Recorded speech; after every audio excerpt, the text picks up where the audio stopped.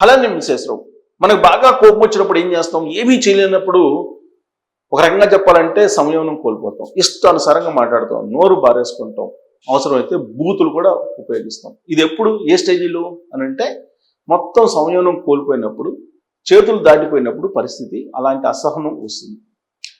America అధ్యక్షుడు Trump పరిస్థితి కూడా అదే. ఇప్పుడు యాజ్ ఆఫ్ నౌ ఆయన బూతులకి మొదలు పెట్టాడు, బూతుల్ని లంఘించుకున్నాడు. ఇరాన్ని భయపెట్టేందుకు ఆయన బూతులు కూడా వాడాడు. మీరు కనుక యుద్ధ వివరణకు సంబంధించిన ఒప్పందానికి రాకపోతే 48 గంటల్లో ఒక ప్రళయాన్ని సృష్టిస్తానని చెప్తున్నాడు. ఇరాన్లో ఉండేటువంటి విద్యుత్ కేంద్రాలని, డీసాలిడేషన్ కేంద్రాలని, వీటన్నిటిని ధ్వంసం చేసేస్తాను, విద్యుత్ కేంద్రాలని ధ్వంసం చేసేస్తానని చెప్తున్నాడు. సాధారణంగా మన గల్ఫ్ కంట్రీస్లో కానీ, లేదా ఇరాన్లో కానీ, ఇరాక్లో కానీ ఇక్కడంతా కూడా వాటర్ అనేది కొరత ఉంటుంది. అందుకే సముద్ర జలాల నుంచి వాళ్ళు డీసాలిడైజేషన్ చేసుకుని వాటర్ని తాగుతూ ఉంటారు. అలాంటి ప్లాంట్లన్నీ ధ్వంసం చేస్తానని చెప్తున్నారు. అలాగే విద్యుత్ కేంద్రాలు, వంతెనలు, మౌలిక వసతులు, మౌలిక సదుపాయాలు, వీటన్నిటి మీద నేను టార్గెట్ పెడతాను, ధ్వంసం చేస్తాను, ప్రళయం సృష్టిస్తాను అని చెప్తున్నారు. నరకం చూపిస్తానని చెప్తున్నారు. కానీ ఇరాన్ మాత్రం చాలా సంయమనంగా ఏం చెప్తుందంటే, మీకు అందరికీ ఒక సర్ప్రైజింగ్ న్యూస్ చెప్పబోతున్నాం అని ఇరాన్ చెప్తూ ఉంది. ఇలాంటి క్రమంలో ఆయన ఇచ్చినటువంటి గడువు 48 గంటలలో 24 గంటలు ముగిసిపోయింది. మరొక 24 గంటలు అంటే మంగళవారం రోజు ట్రంప్ నుంచి ఎలాంటి ప్రళయం వస్తుందో అని ప్రపంచం మొత్తం ఉత్కంఠగా ఎదురు చూస్తోంది. ఇలాంటి సమయంలో యుద్ధ విరమణ అనేటువంటి ఒక ప్రతిపాదన సక్సెస్ అయింది అనేటువంటి న్యూస్ అంతర్జాతీయంగా వినిపిస్తుంది. తాత్కాలిక కాల్పుల విరమణ అనేది ఇప్పుడు ప్రతిపాదన వచ్చింది. ఆ ప్రతిపాదన ఎవరు తీసుకొచ్చారు? పాకిస్తాన్, ఈజిప్ట్, సౌదీ, ఈ 3 కలిపి ఒక ప్రతిపాదన తీసుకొచ్చింది. అమెరికాకి ఇరాన్కి మధ్యవర్తిత్వం వహిస్తూ ఉన్నాయి ఈ దేశాలు. దాదాపు 45 అంశాలతో కూడినటువంటి ప్రపోజల్స్ని ఇరు దేశాల మధ్య పెట్టారు. ఇరాన్ మాత్రం ఎట్టి పరిస్థితుల్లో హార్ముజ్ జలసంధిని మేము ఓపెన్ చేయం, తాత్కాలిక కాల్పుల విరమణకి మేము ఒప్పుకోం, ఒకవేళ తాత్కాలిక కాల్పుల విరమణకి అమెరికా ముందుకు వచ్చినప్పటికీ హార్ముజ్ జలసంధిని మేము ఓపెన్ చేయమని చెప్తున్నారు. 45 రోజుల పాటు కాల్పుల విరమణకి అమెరికా సుముఖంగా ఉంది. తాత్కాలికంగా 45 రోజుల పాటు తాత్కాలిక విరమణ చెప్పి ఆ తర్వాత ఇరు దేశాలు నెగోషియేషన్కి వెళ్ళి సంప్రదింపులు జరుపుకొని యుద్ధాన్ని విరమింపజేద్దాం అనేటువంటి ప్రపోజల్ని పాకిస్తాన్, ఈజిప్ట్, టర్కీ, ఈ 3 దేశాలకు సంబంధించినటువంటి ప్రతినిధుల బృందం నెగోషియేషన్స్ చేస్తుంది ఇరు దేశాల మధ్య. కానీ ఇరాన్ అమెరికాని నమ్మటం లేదు. కారణం ఏంటంటే తొలి నుంచి కూడా అమెరికా యుద్ధాన్ని ఆపేద్దాము, చర్చలకి మీరు రెడీ అయినా అని చెప్తూనే ఒకవైపు నుంచి ఇరాన్కు సంబంధించినటువంటి టాప్ లీడర్స్ని చంపేస్తూ వస్తుంది. ఇప్పుడు తాజాగా IRGCకి సంబంధించిన టాప్ లీడర్ని కూడా ఇప్పుడు చంపేసింది. యుద్ధంలో ప్రత్యేకంగా చెప్పాల్సింది ఏంటంటే ఇరాన్కు సంబంధించిన టాప్ లీడర్స్ని అయతుల్లా ఖమేనీ దగ్గర నుంచి ఆయన ఫ్యామిలీ దగ్గర నుంచి ఆల్మోస్ట్ ఒక 40 మందిని అమెరికా చంపేసింది. అయినప్పటికీ ఇరాన్ యుద్ధం తీవ్రత తగ్గలేదు. అక్కడ ఆ కుర్దూస్కి వెపన్స్ ఇచ్చేసి ఇరాన్లో అంతర్గతంగా కలహాలు పెట్టాలి అనేటువంటిది ట్రంప్ లక్ష్యం.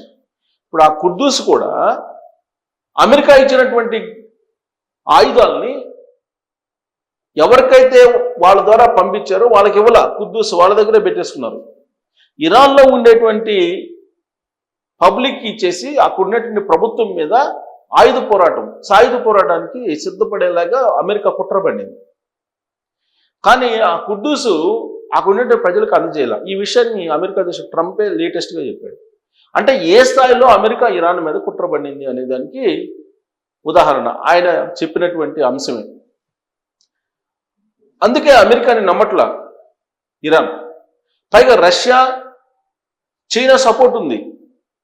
అమెరికా దగ్గర ఆయుధాలు అయిపోయాయని చెప్పి కూడా ఇప్పుడు ఇన్ఫర్మేషన్ ఉంది.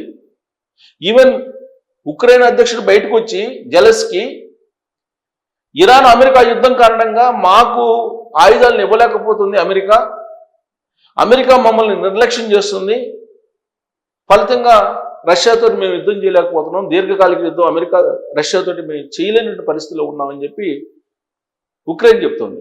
ఉక్రెయిన్ అధ్యక్షుడు జెలెన్స్కీ చెప్తున్నాడు. అంటే అడుగంటిపోయాయి ఆయుధాలు, అమెరికాకు సంబంధించినటువంటి రక్షణ ఆయుధాలు, యుద్ధ సంపత్తి కరిగిపోయింది. అయినప్పటికీ ఇరాన్ ఏమాత్రం ముందుకు తగ్గట్ల. అమెరికా దగ్గర ఆయుధాలు అయితే అయిపోయినాయి. ఇజ్రాయెల్ అమెరికా రెండు కలిసి సంయుక్తంగా ఇరాన్ మీద యుద్ధం చేస్తూ ఉన్నాయి. రెండు కూడా టెక్నాలజీ పరంగా హై ఎండ్ లో ఉన్నటువంటి ఆయుధాలను కలిగి ఉన్నటువంటి దేశాలు అమెరికా, ఇజ్రాయెల్. అయినప్పటికీ కూడా ఇరాన్ వాటి రెండింటినీ ఫేస్ చేస్తూ ఉన్నారు. ఫేస్ చేస్తూ అమెరికా, ఇజ్రాయెల్కి ఎప్పటికప్పుడు బుద్ధి చెప్తూ ఉంది. యుద్ధంలో ఎప్పటికప్పుడు మెలకువలను పాటించి బుద్ధి చెప్తూ ఉంది. ఇదంతా ఎప్పుడు టాప్ లీడర్స్ కోల్పోయినప్పటికీ కూడా ఇరాన్లో ఉండేటువంటి ప్రజలు, అక్కడ ఉండేటువంటి యూత్ వాళ్ళే సైనికులుగా మారి యుద్ధం చేయడానికి సిద్ధమయ్యారు. అంటే అమెరికా ఏదైతే అనుకుందో ఇరాన్లో ఉండేటువంటి ప్రజలు తిరగబడతారు, తమ వైపు వస్తారని, అది టోటల్గా రివర్స్ అయింది, బూమ్రాంగ్ అయింది. బూమ్రాంగ్ ఆటంతో పాటు అమెరికా అసలు ఎలా ఈ యుద్ధం నుంచి బయటపడాలి అనేటువంటి ఆలోచనలో పడిపోయింది. దీంతో ఇరాన్ చెప్పిన మాట ఏంటలేదు, ఏం చేయాలి అనే దాని మీద ట్రంప్ కొంత అసహనానికి గురయ్యాడు. ఆ అసహనం నుంచే భూత పురాణాన్ని అందుకున్నాడు ఆయన. అమెరికా అధ్యక్షుడైంది భూత పురాణాన్ని అందుకుంటున్నాడంటే అమెరికా యుద్ధ భూమిలో ఏ స్థాయిలో ఉందో అర్థమవుతుంది. సాధారణంగా మన చేతుల నుంచి పరిస్థితి చేదాటిపోయినప్పుడు అసహనానికి గురవుతాం. ఆ అసహనం నుంచే కోపం వస్తుంది, కోపం నుంచే ఈ మాటలు వస్తాయి. ఒకవైపు మాటల యుద్ధం, మరోవైపు యుద్ధ భూమిలో ఆయుధాలని ప్రయోగించడం.